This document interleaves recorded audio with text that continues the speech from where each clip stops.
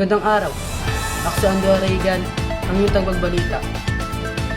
Ayon sa DepEd, patuloy na tumataas ang kaso ng bullying sa mga paaralan at maraming estudyante ang nakakaranas ng pangakit sa loob at sa labas ng paaralan, mapa-social media o personal.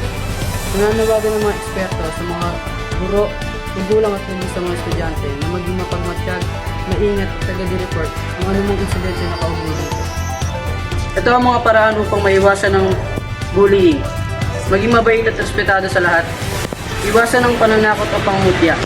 Agad i-report ang anumang insidente. Gumamit ng social media ng responsible. Humingi ng tulong kung ikaw ay biktima.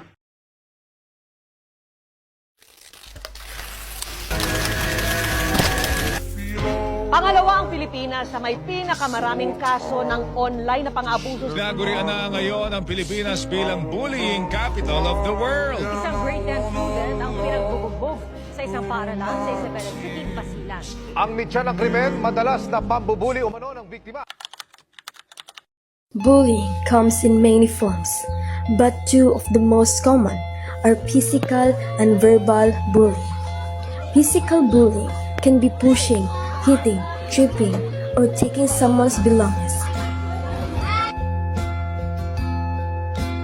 but also lasting scars on the mind.